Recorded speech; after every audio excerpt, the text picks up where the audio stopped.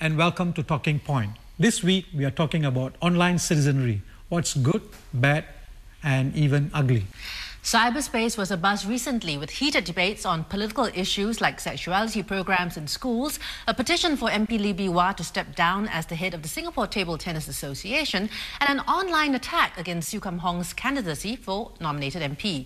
On Monday, Mr. Siu made a police report against netizens who posted allegedly defamatory comments about him. He asked several forums, including the government feedback portal Reach, to take down these comments.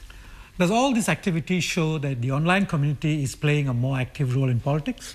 The government has said it will not reply to online letters except on Reach. What role then does this online community play? We have Mr. Zaki Mohammed, the new Government Parliamentary Committee Chairman for Information, Communications and the Arts. Carol Soon, a researcher on political communication and new media, and social commentator Alex Au. Welcome to the show. Well, Alex, let me ask you the first question. There's been a lot of hot button issues lately mentioned on the online, especially in the last, I would say, in the last 2 months. Now, a survey done by the Today newspaper shows, but the actual reach of the online world is very small. Are you surprised by that, or by this finding? Not at all, not at all. I think it is normal in any society that only a small proportion of people are actually interested to participate in a discussion of a socio-political nature. That doesn't mean that other people out there don't have their own opinions, but it will always be like the tip of the iceberg. So that's quite normal, I think. Zaki, do you think this is really the tip of the iceberg, or that basically cyberspace is dominated by a vocal minority and not really in touch with what the mass of the population wants? I think there's probably a balance. If you look at the vocal minority, I think these are those who are more active with certain viewpoints or certain beliefs that they want to thrust forward. And so, to a certain sense, if you look at the statistics, from today, it does show and tell. The amount who are, for example, more politically motivated to speak, for example. And those who, the rest, probably they have feedbacks, but through the various government agencies, which we receive all the time on various other issues, ranging from town council matters to HDB matters and the rest. So I think that the range of issues are wide, but I think those specifically for political purposes, I think are much less. And so therefore, I think to a certain sense, there is often a spillover, and there is always a knock-on effect, I think, for certain issues that will definitely touch the ground. You can name all those, from ERP issues to ministerial salaries. But let's be frank about this. Sure. Reach as a government portal only got much more reach after these controversial issues came onto Reach. Before that, Reach was rather staid, if I may say, and all the more vocal comments about ministerial pay or civil servants' pay or town council issues were actually going on in cyberspace. So do you think that these recent issues, especially the comments about Siu Kam Hong at Reach, has been the best thing to happen to Reach?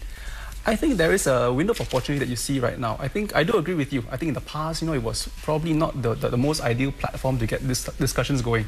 I think that the platform was pretty new. It was a government platform, but even I myself was quite surprised when the government announced, right, that Reach was going to be the preferred platform for them to engage.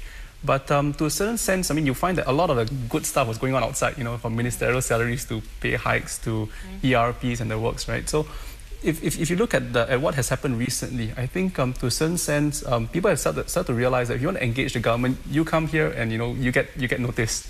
And so to a certain sense, it's probably good. And yeah. You said you were surprised, right, that the government used Reach. Why were you surprised? I think to a certain sense, I would have expected a greater degree of engagement with the people. I think they know where the key sites are. They know where the highest level activities are. So if I were in their shoes, trying to do engagement, that would be one of those places I would have put my bets on. Carol, you're dying to jump in. What role do you think Reach should play? I think the recent developments only reflect the government's interest, in fine-tuning its approach and regulatory measures towards the internet. So I think the government recognizes that the younger population especially, is becoming increasingly internet savvy, and there is a need, whether they believe regardless of how much they believe in it or not, to reach out to this segment of the population who will become a very important segment. So in that case, you look at what the government has been doing in the past, in the recent years, for example, getting aims, to engage different members of the public, to provide suggestions on how to fine-tune its policy. Its various ministers having, for example, Facebook accounts or their own blogs to reach out to the citizenry. So these are very clear indications of the government's interest, in harnessing new media to reach out to I think that, the there's no electorate. doubt that the government's interest is there. And, must online activism, so to speak, or politics online, must there be a guiding hand from government?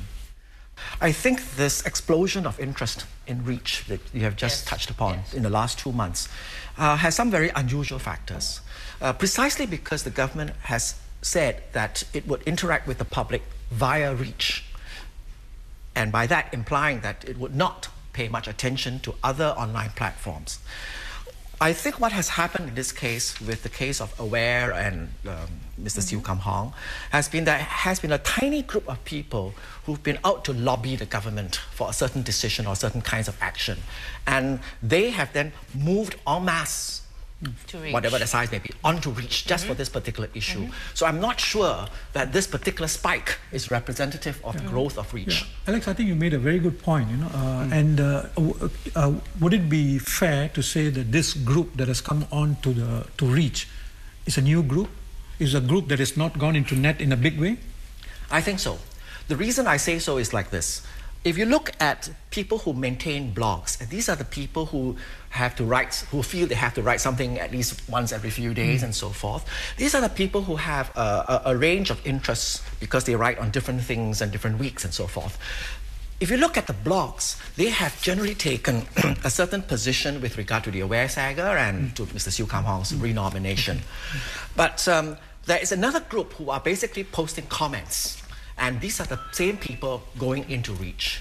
And they have a different set of views. So I think these are basically the comment posters, not so much the bloggers. I think they're two different constituencies. Okay, we need to go for a break. When we come back, do we want online sites, to quote Dr. Amy Khor as Reach chairman, to act with decorum, observe acceptable norms of cyber etiquette and avoid explosive issues like race and religion?